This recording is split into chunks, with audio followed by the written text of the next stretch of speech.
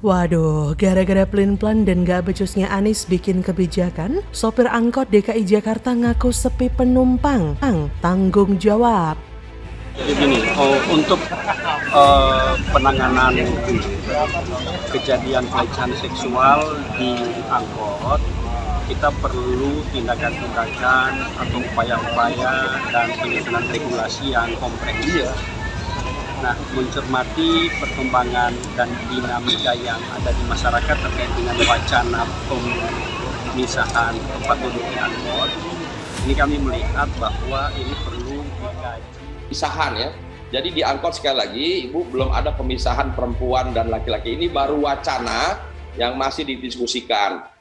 Belum diberlakukan pembatasan perempuan atau laki-laki di angkot. Karena memang angkot ini tempatnya kecil sekali. Kemudian yang kedua juga setelah dicek kembali, ternyata jumlah penumpang perempuan itu jumlahnya lebih besar daripada laki-laki. Sopir angkutan kota di Jakarta mengaku mengalami sepi penumpang lantaran adanya kasus pelecehan di dalam angkot. Hal tersebut disampaikan langsung oleh salah seorang sopir angkutan kota jurusan Kampung Rambutan Depok, Amin. Amin sebagai sopir melontarkan kekesalannya dengan adanya kasus pelecehan yang terjadi di dalam angkot. Amin mengatakan adanya kasus tersebut, para penumpang angkot semakin lama semakin berkurang dan ada kemungkinan penumpang angkot beralih ke transportasi online. Beberapa sopir lainnya menurut Amin sudah berupaya menjaga penumpang agar merasa aman. Namun, harus ada saling jaga dan mengingatkan antar penumpang agar hal seperti ini tidak terjadi. Senada dengan Amin, sopir angkutan kota lainnya Henry mengatakan sulit mengetahui hal yang terjadi dengan penumpang. Jika kondisi kendaraan dalam keadaan penuh, dirinya hanya bisa mengetahui jika ada penumpang yang menyampaikan peristiwa yang terjadi. Praktisi transportasi yang juga Direktur Eksekutif Institut Studi Transportasi Instran, Dedi Herlambang, menuturkan belum ada aturan jelas dalam standar pelayanan minimal khusus angkutan perkotaan untuk mencegah pelecehan atau kekerasan di dalam angkot.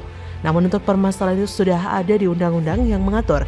Jadi sebaiknya ada penegakan hukum yang jelas dan menimbulkan efek jera untuk para pelaku pelecehan di dalam angkot.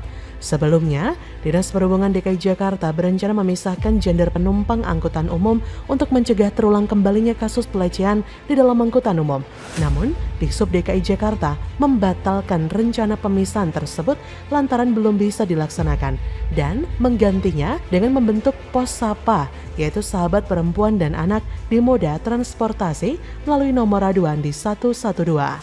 Saat ini layanan pos SAPA sudah ada di 23 halte Transjakarta, 13 stasiun MRT dan 6 stasiun LRT Jakarta, serta rencananya juga merambah ke angkutan kota. Beginilah jika ibu kota dipimpin oleh gubernur yang gak becus, semua yang ia lakukan gak bermanfaat sama sekali bagi masyarakat.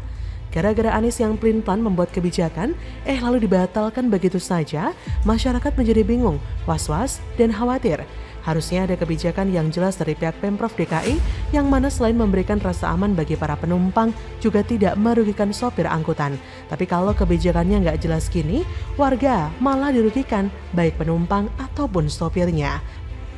Kan perempuan juga, dia juga benar, Pak, untuk berkomentar. Berarti setuju ini Bu, disekat-sekat gitu Bu ya? Sangat-sangat setuju bagi saya. Oh. Dengan ibu siapa Bu? Ibu Citra. Bu? Citra. Bu Citra. Bu Citra. Berusia berapa Bu? 23 tahun. Berarti nggak jadi masalah Bu ya, duduk perempuan-perempuan, laki-laki nggak masalah? Lebih baik seperti itu. Seperti itu. Oke, siap. Lebih, kita juga lebih nyaman. Oke. Makasih Bu Citra ya. Terima kasih Bu Citra. Nah ini juga kalau diberlakukan, kita khawatir nanti yang perempuan akhirnya lama menunggu angkot karena harus menunggu angkot berikutnya karena tempatnya sudah penuh umpamanya atau tidak bisa memasuki karena itu porsi laki-laki. Untuk ini ya, aktivitas publik laki-laki dengan perempuan berada di area yang sama tanpa pembatasan itu kan bagian dari hak untuk bagaimana kita bisa berinteraksi. Jadi perlu ada solusi-solusi lain untuk mengupayakan bagaimana upaya pencegahan kasus kekerasan seksual.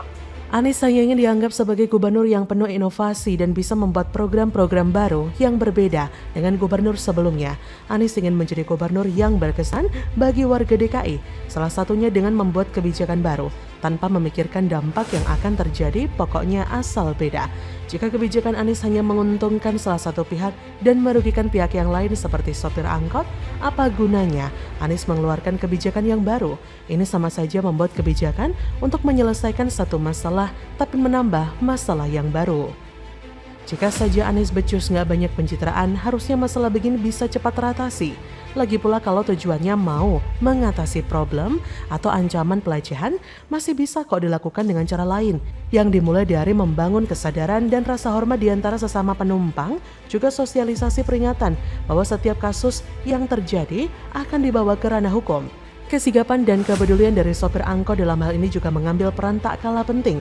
Itulah sebabnya pihak yang punya otoritas perlu memastikan agar setiap sopir angkot terdaftar secara resmi dengan profil pribadi selengkap mungkin yang dimiliki pihak penyedia angkot.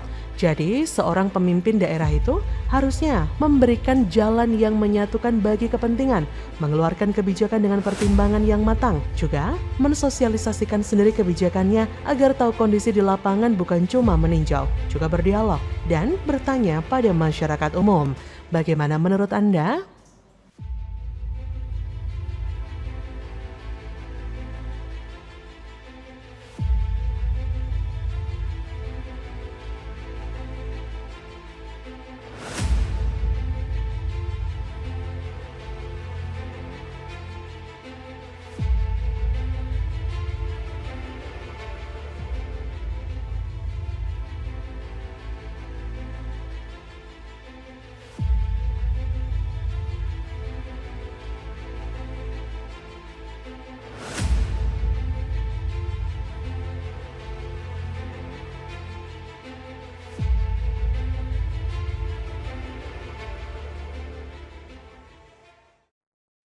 Telak hantaman Menteri Basuki Hadimulyono ke Anies. Menteri PUPR ungkap lebih mahal benahi Jakarta yang terlanjur bubrah ketimbang bangun IKN. Kalau bencana alam memang saya nggak lihat lagi itu provinsi atau kabupaten. Seperti rob di Sunda Kelapa itu harusnya tugas DKI. Tapi saya tangani itu Pak. Bahkan saya telepon Pak Wagub, jangan dipublikasi. Karena ini ibu kota negara, jadi semua bertanggung jawab. Oke Pak, jadi kalau ini juga sama saja. Ikhtiar kita untuk menjaga penurunan permukaan tanah itu kita jaga sebaik-baiknya. Datanya menunjukkan itu dan nanti saya akan berikan yang data 2019 dan 2020. Saya yang paling pertama tidak setuju dengan program ini. Kalau bisa saya mohon pasar aja tinggikan Pak. Kami tidak ada sebenarnya niat untuk menghambat apa yang sudah dibuat. Cuma perlulah kami diperhatikan yang di pinggir laut. Bapak bilang kita sesuaikan dengan tinggi benteng nantinya dibuat. Jangan untuk mengganti kayu aja. Masyarakat sudah tidak mampu. Menteri Pekerjaan Umum dan Perumahan Rakyat PUPR Basuki Hadimulyono alias Pak Bas menyebut ongkos membenahi DKI Jakarta lebih mahal dibandingkan biaya pembuatan ibu kota negara baru. Basuki berkata, Jakarta terus mengalami penurunan tanah yang menyebut air di dataran Jakarta tak bisa mengalir ke laut jika tidak ada perbaikan. Jadi daya dukungnya Jakarta ini menurut Basuki sudah berat, memperbaikinya pun mungkin lebih mahal daripada bikin baru. Basuki menjelaskan pemerintah hendak memperbaiki Jakarta dengan mengurangi menggunakan air tanah. Salah satu cara yang ditempuh adalah membangun sejumlah waduk di sekitar Jakarta. Selain itu, pemerintah berupaya menekan beban Jakarta dengan memindahkan masyarakat. Oleh karena itu, pemindahan ibu kota negara ke IKN Nusantara pun dilakukan. Kualitas penanganan permasalahan DKI Jakarta memang jauh dari target. Bahkan selama kepemimpinan Anies, DKI Jakarta sangat sudah jauh dari kata pantas dan layak untuk ditinggali. Karena selain rawan terhadap bencana banjir yang masih menjadi momok yang sulit dikendalikan oleh Gubernur, Jakarta juga bukan menjadi tempat mengadu nasib yang layak untuk saat ini. Pemerataan ekonomi yang carut-marut juga menjadi masalah yang serius di Jakarta. Jika ingin Jakarta kembali menjadi tempat yang layak huni, maka hal pertama yang harus dilakukan adalah menanggulangi banjir, resiko banjir, banjirop, dan mencegah penurunan permukaan air tanah kota Jakarta. Perlu diketahui, air tanah adalah air yang terdapat dalam lapisan tanah atau bebatuan di bawah permukaan tanah. Air tanah merupakan salah satu sumber daya air selain air sungai dan air hujan. Air tanah juga mempunyai peranan yang sangat penting, terutama dalam menjaga keseimbangan dan ketersediaan bahan baku air untuk kepentingan rumah tangga atau domestik ataupun untuk kepentingan industri. Selain menjadi penyeimbang ketersediaan bahan baku air tanah juga menjadi pencegah terjadinya turunnya permukaan tanah. Maka dari itu Menteri PUPR menghimbau untuk membangun waduk di sekitar Jakarta untuk memenuhi kebutuhan air agar tidak menggunakan air tanah yang berlebih. Kita bisa bayangkan jika pemerintah pusat cuek terhadap penurunan permukaan tanah di DKI Jakarta dan tak melakukan antisipasi sejak dini, maka DKI Jakarta sedikit demi sedikit akan tenggelam karena air laut yang naik ketika pasang ditambah lagi dengan air kiriman dari luar Jakarta. Maka dari itu urgensinya pemindahan ibu kota negara ke Kalimantan Timur sudah memang harus diperhitungkan dari sekarang. Beberapa ahli oceanografi kita, ahli tata ruang itu sudah melihat bahwa indikasi Jakarta akan tenggelam itu sudah mengeluarkan beberapa hasil kajiannya.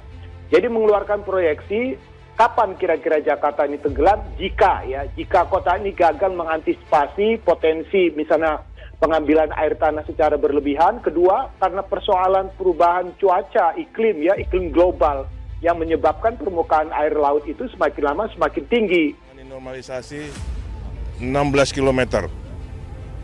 Di 16 km itu kalau kita lihat insya Allah aman dari luapan. Tapi yang belum dinormalisasi tergenang. Nah ini kita harus, nanti saya dengan Pak Gubernur akan diskusikan untuk membuat program itu. Sekarang kita konsentrasi pada penanganannya. Nanti Anda silakan berdiskusi sebabnya. Saya bagian bekerja untuk menuntaskan dampaknya. Seabrek masalah di DKI Jakarta menjadi pemicu IKN harus terwujud. Di antaranya, hal gampang yang kita ingat mengapa IKN harus terwujud. Pertumbuhan urbanisasi yang sangat tinggi berakibat pada dampak kemacetan yang tinggi hingga kualitas udara yang tidak sehat. Tahun 2013 DKI menempati peringkat 10 kota terpadat di dunia. Meningkat tahun 2017 menduduki peringkat ke-9. Kemacetan yang tinggi mengakibatkan polusi udara. Jakarta menjadi kota dengan kualitas udara terburuk di dunia pada 2019 silam. Belum lagi pada masalah penurunan daya dukung lingkungan Jakarta, di mana 7,5 sampai 10 cm per tahun muka air tanah turun. 57% air waduk tercemar berat, 61% air sungai tercemar berat, dan 25 sampai 50 cm kenaikan muka air laut. Belum lagi ancaman bahaya banjir, gempa bumi, dan tanah turun menjadi lampu kuning mengapa IKN sangat perlu pindah. Jadi benar apa yang dikatakan oleh Menteri PUPR, pembangunan kembali Jakarta akan lebih sulit dan lebih mahal daripada membangun IKN itu sendiri. Apalagi kalau kita lihat, pemimpin yang sekarang banjir penghargaan, tapi apa yang sudah dikerjakannya? Apakah berefek baik untuk Jakarta? Bagaimana menurut Anda?